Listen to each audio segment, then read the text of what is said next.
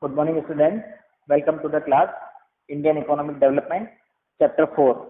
We are studying importance of industry, and today we will start from point number 5. The fifth importance of industry is that it leads to growth of civilization. Urbanization in the wake of industrialization has led to the growth of civilization. People become conscious of their quality of life. They work hard to achieve higher levels of education and skill. तो जैसे जैसे urbanisation शहरीकरण चलता जाता है, लोग बागों का रहन सहन का तरीका, उनका स्टैंडर्ड ऑफ लाइफ, उनका वे ऑफ लिविंग सब इम्प्रूव हो गया है एंड एक सिविल सोसाइटी क्रिएट हो रही है with the help of industrialisation.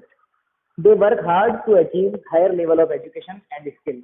वो मेहनत करते हैं, अच्छी एजुकेशन प्राप्त करते हैं और अच्छी स्किल्स वो अपने अंदर लाते हैं. Culturally diverse societies are getting closer to each other. So previously we were so culturally diverse, and today itself we are so different cultures we are having. We belong to different culture, but we live together, we work together, and we make it happen for India to be united. The world economies are merging into a global economy, और जितनी भी दुनिया की economies हैं वो सब आपस में जुड़कर एक ग्लोबल इकोनॉमी को फॉर्म कर रही हैं. Infrastructural growth. Industrialization has led to infrastructural growth in the economy. Industrialization से इंफ्रास्ट्रक्चर डेवलपमेंट भी होता है.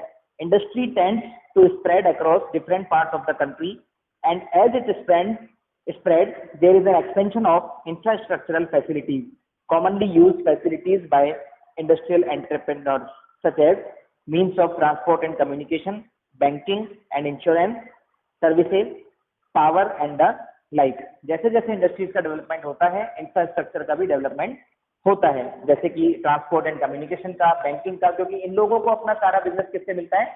इंडस्ट्रीज से.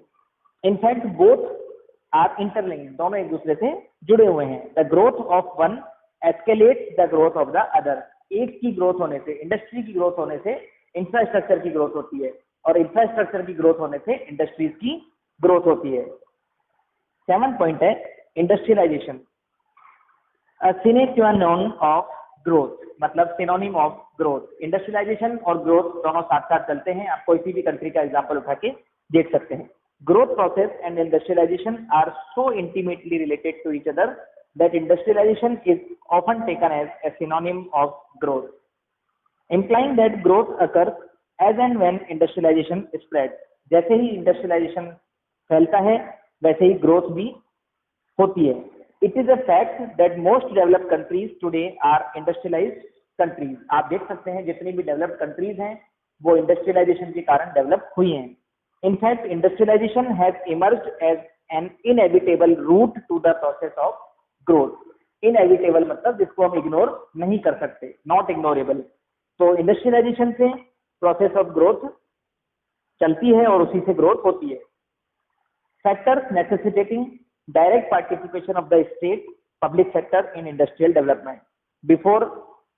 आफ्टर इंडिपेंडेंस इंडिया को पब्लिक सेक्टर को अपनाना पड़ा था, क्योंकि उस टाइम प्राइवेट लोगों के पास इतना पैसा नहीं था और वो इतने डेवलप भी नहीं थे.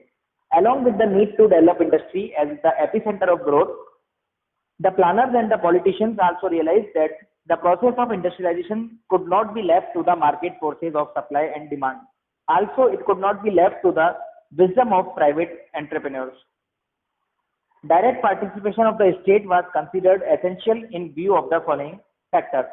क्यों डायरेक्ट पार्टिसिपेशन जरूरी था गवर्नमेंट का इंडस्ट्रियलाइजेशन में? पब्लिक सेक्टर को क्यों उन्होंने बढ़ावा दिया? इसके कारण सबसे पहला कारण है lack of capital. Industrial development in India needed a big push, implying a large number of capital expenditure. बहुत ज्यादा कैपिटल एक्सपेंडिचर की जरूरत थी इंडिया को. At the time of independence Tata and Birla were the only established industrial houses in India. When we got independence in 1947, there were only 2 industrial firms, big firms, which were Tata and Birla. The requirement of capital for the country's industrial growth was far beyond the capacity of these industrial houses. मगर देखा जाए तो इनके पास इतनी capacity नहीं थी जितना कि पूरे देश को उस वक्त इंडस्ट्रियलाइजेशन की जरूरत थी. Accordingly, it became essential for the state or the government to achieve industrial growth through public sector undertaking. तो तो उस वक्त की रिक्वायरमेंट यही थी कि पब्लिक सेक्टर अंडरटेकिंग को ही उस वक्त आगे बढ़ना पड़ा, यानी कि गवर्नमेंट को आगे बढ़ना पड़ा इंडस्ट्रियलाइजेशन की प्रोसेस के अंदर। पब्लिक सेक्टर और प्राइवेट सेक्टर क्या होता है अपने को साइड में दे रखा है। Public sector refers to those business enterprises which are controlled and run by the government. These are largely driven by considerations of social welfare, और गवर्नमेंट का ऑब्जेक्टिव हमेशा क्या होता है, social welfare. Private sector refers to those business enterprises which are controlled and run by private individual, और उनका objective होता है प्रॉफिट मैक्सिमाइजेशन। सेकंड पॉइंट है low inducement to invest. The private investor lacked inducement to invest. It was owing to limited size of the market. Limited size of the market was owing to low level of demand. Level of demand was low because the low level of income. उस वक्त private entrepreneurs को investment करने के लिए कोई लालच नहीं था, क्योंकि उस टाइम ज्यादा कस्टमर नहीं थे। जो प्रोडक्ट बनाओगे वो आज के तारीख में बिक जाता है, मगर उस टाइम कस्टमर नहीं थे, लोगों के पास पैसा नहीं था, तो आप बनाओगे तो वो बिकना आसान नहीं था। इसी को बोलते हैं लिमिटेड साइज ऑफ मार्केट। उसके साथ साथ लेवल ऑफ डिमांड कम होती है तो लेवल ऑफ इनकम भी कम होती है, और इसके कारण इन्वेस्टमेंट कम होता है। नीचे आपको डायग्राम से भी समझा रखा है, low income leads to low demand. People have low income, so there was no demand. Limited size of market was there, so there was low inducement to invest. Invest करने का कोई उस वक्त उनको लालच नहीं था, इसलिए इन्वेस्टमेंट कम था, और इन्वेस्टमेंट कम होता है तो प्रोडक्शन नहीं होता, और प्रोडक्शन नहीं होता तो इनकम भी कम होती है। तो उस वक्त जो कंट्री थी वो इस विशेष सर्कल में फंसी हुई थी, जिसको लो लेवल इक्विलिब्रियम ट्रैप भी अपन कह सकते हैं, अपन मैक्रो इकोनॉमिक्स में पढ़ेंगे। Only a big push of public investment could break this vicious circle, और इस विशेष सर्किल से बचने के लिए हमें सिर्फ एक बड़े इन्वेस्टमेंट की जरूरत थी, जो कि उस वक्त पब्लिक एंटरप्राइजेज ही कर सकती थी। Accordingly public enterprises were the obvious choice to initiate the process of industrialisation.